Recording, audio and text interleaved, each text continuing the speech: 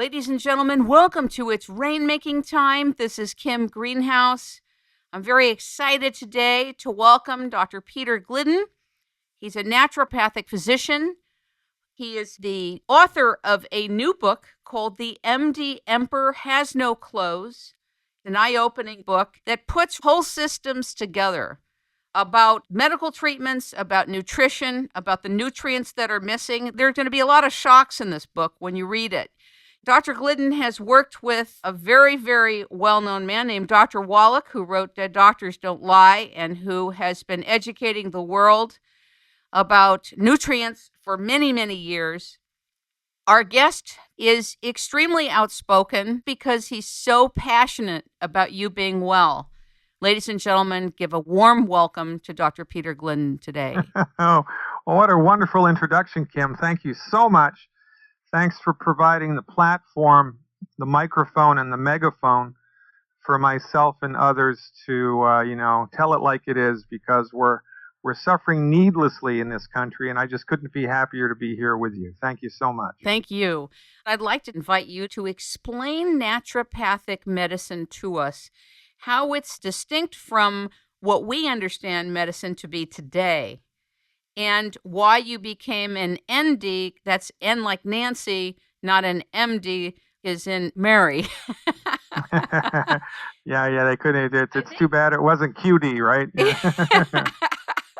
Explain it to us. What is the distinction? Okay, very good. Well, in order to become a naturopathic physician, an ND, naturopathic doctor, you have to do 4 years of pre-med.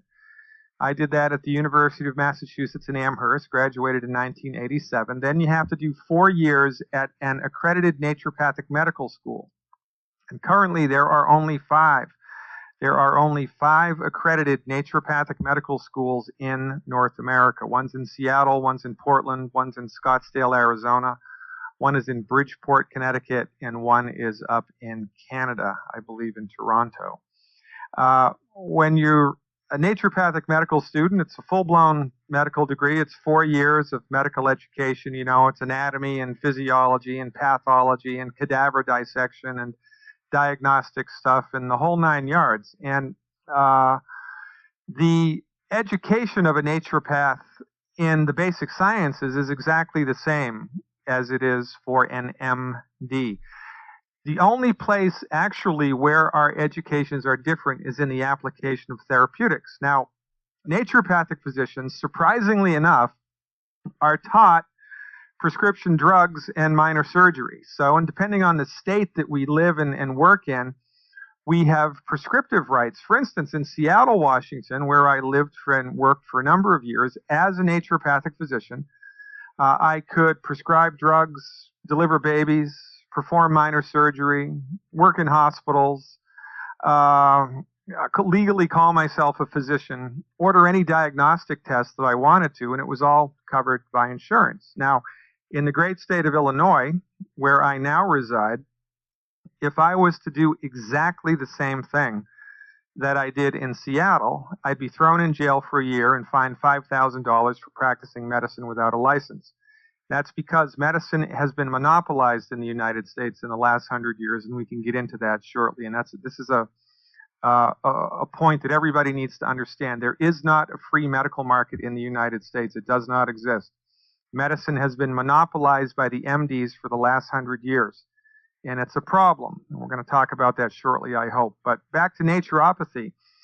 The kind of zone of education that naturopathic physicians are trained in, which is different from every other healthcare practitioner, is in the fields of, which is collectively referred to as holistic medicine. Holistic medicine. So clinically, naturopathic physicians are taught science-based, clinically verified, non-drug therapies, things like homeopathy and medical nutrition. Before you go any further, I want you to define to the best of your ability homeopathy.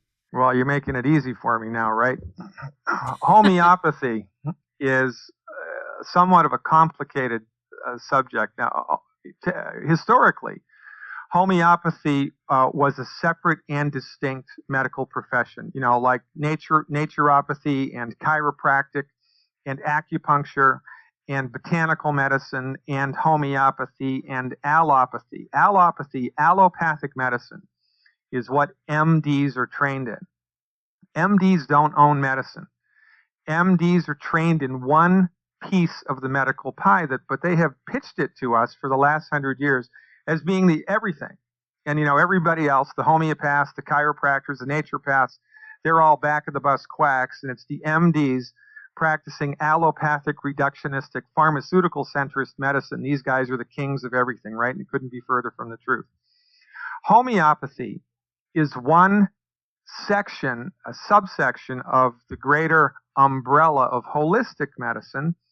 And years ago in the United States, the homeopathic medical profession was a separate and distinct organization. There were homeopathic medical schools, there were homeopathic hospitals, there were homeopathic pharmacies. And homeopathic medicine is of the belief that illness can be eliminated by virtue of a law of nature called the law of similars. And I definitely want you to explain this. This is fascinating.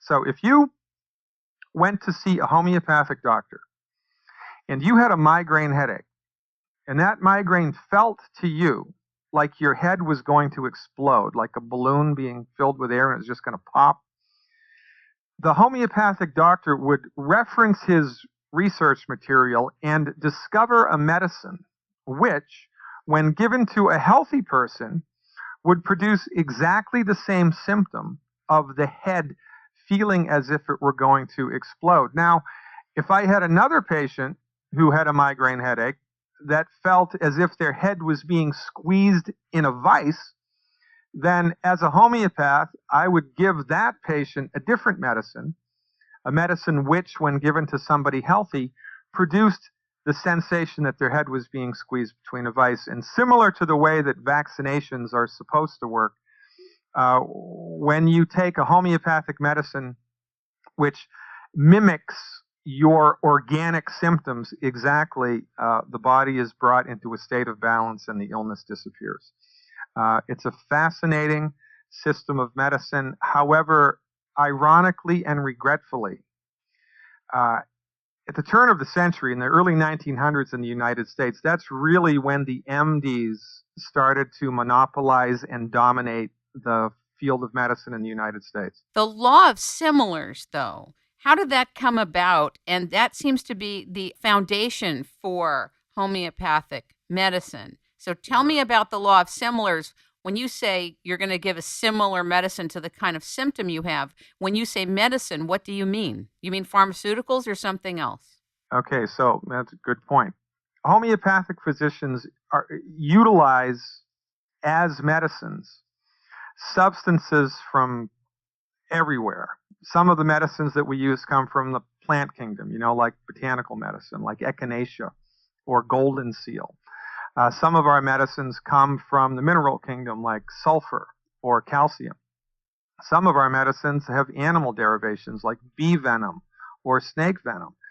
And some homeopathic medicines are made from chemical substances, like potassium bromide or salts of different organic compounds. However, regardless of the raw material that we are starting with, to make the medicine homeopathic, the medicine has to go through a series of something called serial dilutions, which the result of which is a homeopathic medicine. It's kind of like starting with grapes and, ending up with wine. Right. Well, wine is very different than the grape, but that's what it came from. Well, when you prepare a substance homeopathically, the resultant medicine that you have acquired has very different properties than the raw material that you started with.